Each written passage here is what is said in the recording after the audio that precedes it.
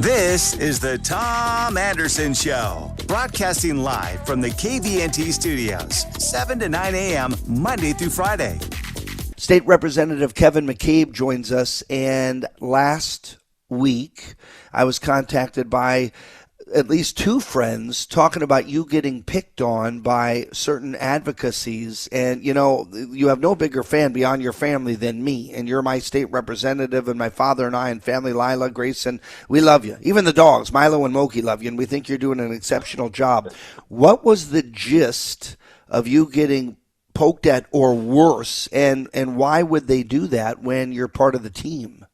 Well, so there is a group, two groups actually, GunRightsAlaska.org and Right to Life Alaska, who are populated by the same, at least one guy. There's actually a couple of them that are not happy with the way that I did some procedural votes on the floor during the budget discussion. So I voted to table 11 different amendments from Representative Eastman and one from Representative Kronk. Representative Vance pulled her own amendment, and Rasmussen tabled one from one of the majority. So there were a number of amendments tabled in the interest of expediency, trying to get through the budget and get it done. And so this group took exception that Ben Carpenter and I actually went back and forth on the 11 amendments from Eastman. And this group, which is run by one guy, the Alaska Right to Life, their public agent, or their whatever you call the agent for a 501c3, went after me on Facebook and on other social media with videos. And in fact, he was down in the Capitol last week when I was in Barrow. And he knew I was gone, and he walked into my office and tried to intimidate my staffer, and he was intimidating other staffers, and he used two other offices down there as a base of operations. He was there for 2 days, and his daughter was filming, and the security had to frisk him, and it's a big deal. He's sort of a known guy as a I don't want to say terrorist, but certainly as a advocate for the preborn, which I am as well. I just have a different method of doing it. But he's very, very aggressive, and he's gone after other politicians before, not near as intense and as prolific as he's doing with me right now. But that's all right. Takes all kinds, and I just need to have thick skin and kind of shrug it off and do the job I was elected to do. So I look at your record, and I look at what you've said, what you've done, and how you've delivered, and I'm a constituent, and you're one that I hear so often across the line of GOP, from the moderates to the conservatives, that they're appreciative of what you're doing. And even if they disagree with you, you come at it forthright. And as a statesperson, I don't look at you like a politician, as you said. This person has gone after, quote, politicians. Why do you think you specifically, is it truly just because of that, I guess you could say, the process and how you voted or what you did in terms of helping or stopping, or do you think it's personal, like they want a different lawmaker? That's what I'm getting at. Do they have a different choice for your House seat? This is what's called the Foundation for Applied Conservative Leadership. This is a method they use. They want to make me feel pain so that I vote the way that they want me to. They want me to be following their process. Their process is not necessarily mine. Their process is to gum up the works, to put in all these superfluous amendments. And frankly, the guy that runs the Alaska Right to Life is best friends with Representative Eastman, and he doesn't like the fact that I tabled some of Eastman's amendments, or I moved to table them.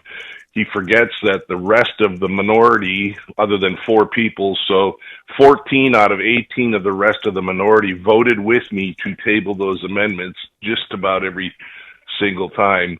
Yet it's my fault because I made the motion. So we did this on purpose because we need to clean up our act and we need to get things done down there. We need to quit screwing around with these meaningless and superfluous amendments. Now, he's going to tell you, well, one of them wasn't meaningless. It was an anti-abortion amendment, and that's not true. It was meaningless because it's not constitutional. That amendment would have removed pay from Adam Crum had there been any abortion conducted in the state of Alaska. It's a silly amendment, and it wasn't going anywhere because it violates the confinement clause of the Constitution. Stick with us, Kevin McCabe, State Representative Kevin McCabe. He's been picked on more than a bit last week, and I want to layer into this narrative and dialogue some of the social media outlets out there. Who is reading what is he hearing? And then maybe a little bit of an update on what's going on in Juneau. Stay with us, my friends. Tom Anderson Show.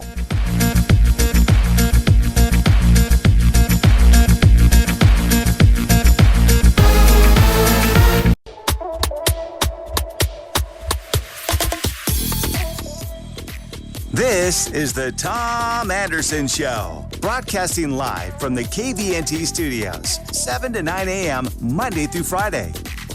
Hey, we are back. Good morning, everybody. Tom Anderson Show. We are on 7 to 9 a.m. Monday through Friday right here on KVNT. Happy to have you with us. So State Representative Kevin McCabe has stayed through the break. We were talking about some folks in the advocacy circles upset with him, and he has a solid defense and talked about that. And Kevin, I want to get into social media, and I want to talk about some of the players out there, because some of them are my friends on Facebook, and I'm not part of some groups. I'm in some others, and I can't keep up with who, what, where, and the affiliations and the network. And I don't say this like in a negative way for you to bring it up, just because it's public. It's on social media platforms. And then with some of your colleagues, I mean, I'm assuming these are buddies, and you're just diverging on some processes. But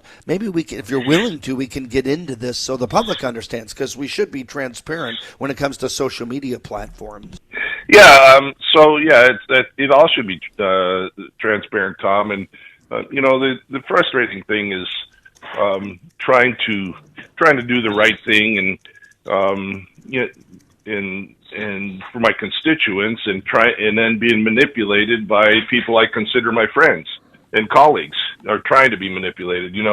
One of the things that people don't necessarily know is some of these groups, especially there's one called HACSAC, which stands for House Accountability, Senate Accountability, is run by a staffer of Representative Eastman's and her husband.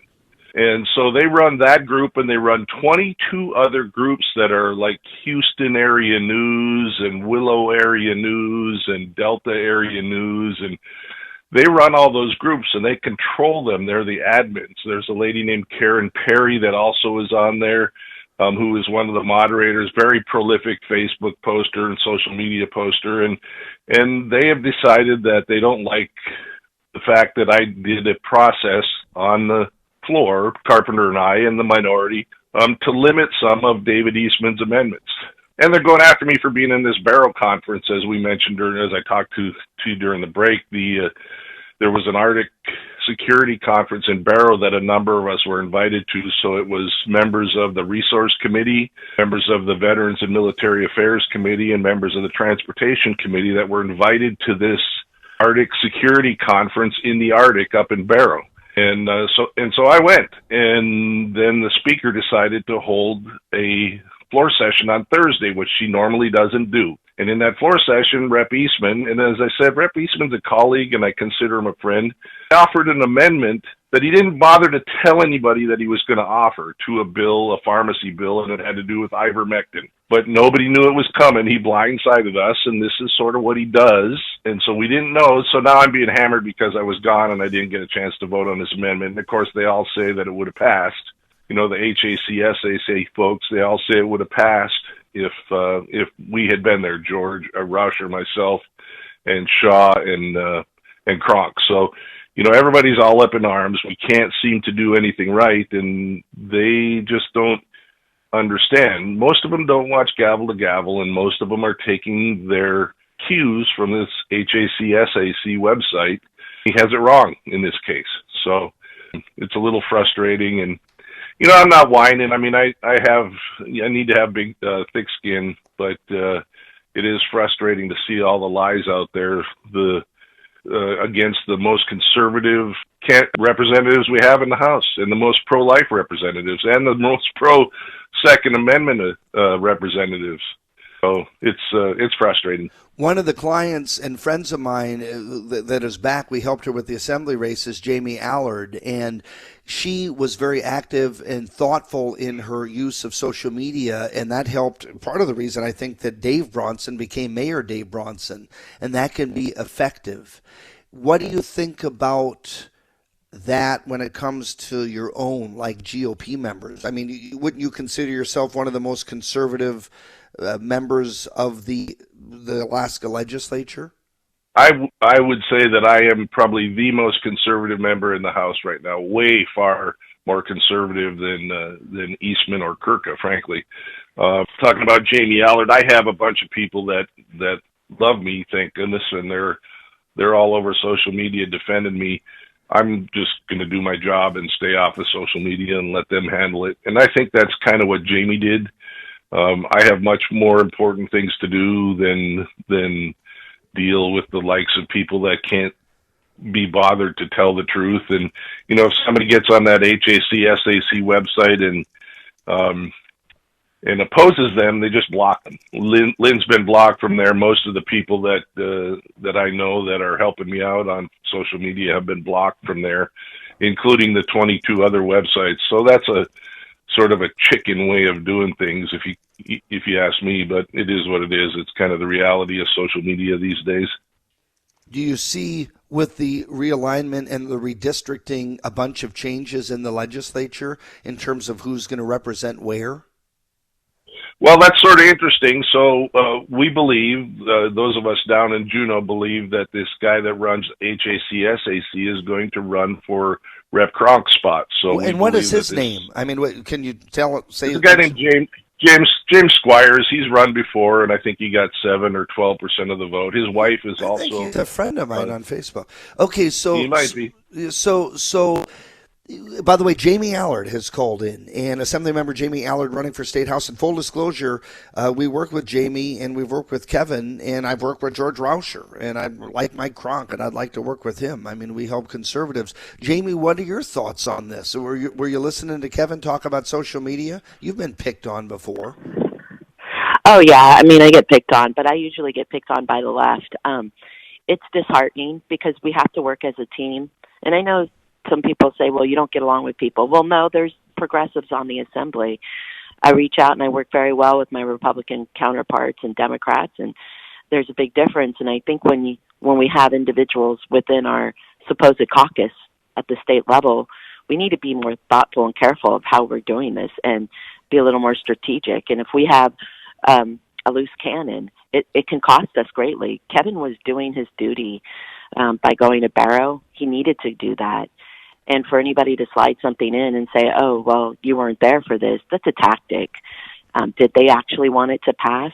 Because if they want a bill or an amendment to pass, then they need to make sure their caucus is there and not just slide it in underneath. I would call it passing the midnight hours. Do you think that that's going to make a difference when folks come after Kevin? I don't know. I mean, it did in a positive way with Dave Bronson, and you led the charge there. A very big reason Dave Bronson won was because of you. And pretty much all Republicans are very happy about that. Even Mike Robbins, people that competed against him, love him and appreciate you and appreciate him and work for him. So do you think that could affect Kevin and Kronk and Rauscher and other stalwarts on the GOP line, or do you think it doesn't have that many teeth compared to the Anchorage mayor's race?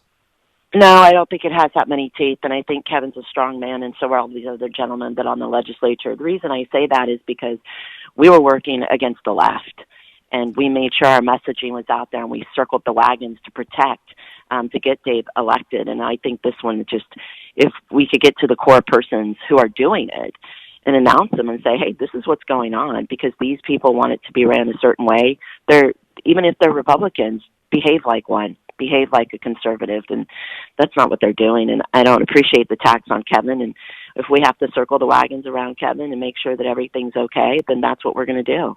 Boy, and yeah, you've Kronk got the and Rauscher courage. and everybody else. Yeah, Jamie, you're going to win your race, and it's because of your policymaking acumen and your background, and from military, you and your husband, to how you're a sports mom, and we'll talk about this later. But I appreciate the fact that you always have the courage, and I know Kevin's going to come on. We can't have you both at one time when you called on because of me, the same line. So we will cut you loose for now, and then we'll get Kevin's response. But you're really courageous to always defend your friends, and it's one of my favorite traits of you. Yeah, Kevin's very conservative, and so are the other gentlemen. And I have to tell you, I'll be there fighting for him every step of the way. Yeah, and you're going to be a state representative. I don't think you can be beat. Now, you're going to be working your butt off, but I don't think you can be beat. Jamie Allard, thank you. Thank you, sir. Enjoy your Monday. Okay, Kevin McCabe is going to stay with us. He didn't think it was going to be 3 segments, but I want to get his response to that. Folks, good morning. Tom Anderson Show.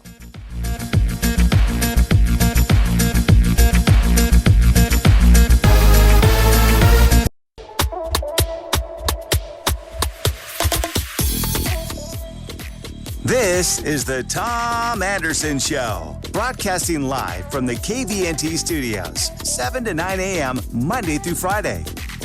Hey, we're back. It was nice for Assembly member from Anchorage, Jamie Allard, to call in and giving her 2 cents and then some on behalf of State Representative Kevin McCabe, who continues to stay with us. Remember, folks, Tom Anderson Show right here on KVNT, 1020 a.m., and 92.5 FM. We're on 7 to 9 a.m. Monday through Friday, and it's your choice for news and politics and the whole shebang. And online, we have a YouTube channel. We'll make a video of this interview. That YouTube channel is our name, Tom Anderson Show. And then, of course, we encourage you to subscribe to that channel. Have a lot of videos forthcoming. Tara Sweeney will be on tomorrow, and we'll make a video of that. So make sure you subscribe to that YouTube channel, and you can check out some of the past. Sometimes we have politicians. Sometimes we have... we've had Sonny Schroyer, who was Enos from Dukes of Hazzard. We've had some real obscure folks on, B.J. Thomas and Ted Nugent, and then policymakers and everything in between. So Kevin McCabe, State Representative McCabe, continues with us. Man, I'm sorry that it turned into 3 segments, but this is, I think, an important issue, especially for folks in the Valley and for the electorate that leans right of center, that's interested in who, what, where. We didn't get into names and platforms other than a few examples you gave. Maybe we could go down that road even further, Kevin, so people understand. Maybe they want to follow these folks. Maybe they don't. Maybe they will give their 2 cents, and hopefully they're not blocked. But what are some of the others, when you mention 10, 15, 20 plus, that people could at least research? Well, so here's one of the deals, Tom. The guy that runs Alaska Right to Life, he's their public agent, is a guy named Pat Martin.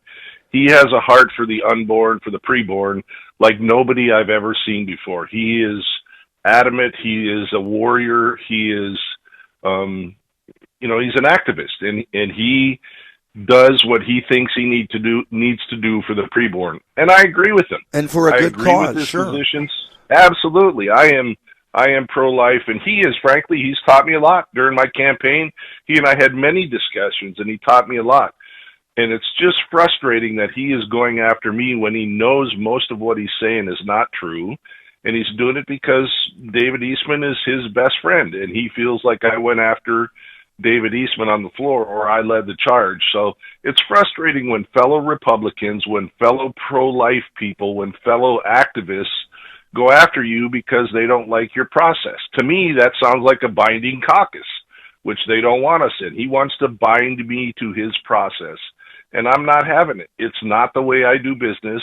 I think there is a better path to doing this. We both want the same result. We both want Roe versus Wade overturned. We both want to protect the preborn children. And it's just like Jamie Allard said, it's frustrating when it's your own people that are going after you. It sounds like I'm whining. I'm not really. I can put up with the slings and the arrows of the left and the progressives. I just have a hard time when it's my own people.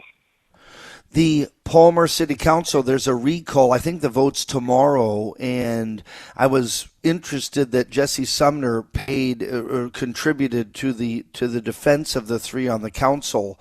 Jesse, your friend and mine, and I wish he would run for. I don't know where he's going to be, where he's at, and where he's living, and if he's going to be in the right district for an open seat. But I'd like to see him in the legislature because I'm very supportive of him. But I bring him up because I was looking at Begich and him and others trying to protect the folks that are on. Maybe they're just against the recall process. I think that's why Jesse contributed, just kind of symbolically. But the three getting recalled, you may not know them directly, but do you think that's an important decision this week? And does that set the tone for not just conservatives, but for ethics in government? Yeah, I think that, yes, it sets the tone. However, I sort of agree with Jesse Sumner that the recall process that we have in Alaska, first, it's never worked. I think there's been one person in all of our history that's been actually recalled, from what I heard. So the recall process is expensive, it's flawed, and it's another scare tactic. It's another way to try to hold somebody accountable. I just don't think it's the right way. It's the right path to go down. With a city council, you have a recall process every 3 years. It's called voting. And I'm not really aware of, I think the three on the Palmer City Council violated the Open Meetings Act, which I also believe needs to be overhauled, but that's a different story. In terms of Matt Sue and State House and State Senate, we talked before the break about redistricting and lines, and as they settle and people are able to get their brains around where the lines are, do you see big changes? I mean, Rauscher's out there. You mentioned Rauscher, your friends and mine, State Senator Shelley Hughes, State Senator Mike Shower. I don't know Dave Wilson. I mean, we've communicated by text or by Facebook message a couple times, and he's likes and posted. We're friends on Facebook as well, but I don't know him well. And admittedly, if there was someone more conservative, that's my Senate district, I'd like to see them. And I mean, I would vote for an Eastman over a Wilson, or I just don't know who is what where within the lines. Do you see any big changes, and have you heard names? And I know this is more of a gossip question, but what are you hearing for Matt Sue? Well, there's a conservative lady running in the empty district in Wasilla. So Kirk is not running because he's running for governor, and he and Eastman would have to run against each other. So he is not running. So there's an empty district in Wasilla that has a lady in there named Rachel Allen, who most people are very excited about as a conservative. So I like her. Rauscher and Shower will now be my alternate. So it'll be me and Rauscher, and Shower will be our senator. And that empty district and Eastman will be under Wilson, and then Tilton and Johnson in their districts will be under Senator Hughes. Who will mine be on Meadow Lakes? Now that you're Mr. Redistricting expert, I'm asking you. You're not going to be our state rep anymore, so our family's disappointed on that. Is it Eastman or is it the open Kirka seat? I think that it's going to be Eastman, actually. Okay. So I wonder why he doesn't run against Wilson. That'd be interesting. Yeah, I don't know. Yeah. And then what about Rick Castillo running against Laddie Shaw? I was disappointed to see that. I really like Laddie. I'd like to help him. You probably can't answer on Rick's behalf, but just that's interesting. I saw that Suzanne Downing from Must Read Alaska went over all of the races, and some I know folks haven't filed. Like when you look at, I think Kathy Giesel's going to run, or was talking about running, raising money, running against Roger Holland. Now they're lumped in with Laura Reinbold, so that'll be interesting if she jumps in there. But I did see on that list from Downing, from Suzanne, that Rick Castillo is against Laddie, and so I hope Laddie runs. And sorry, Rick, but I like Laddie. I think he's done a good job.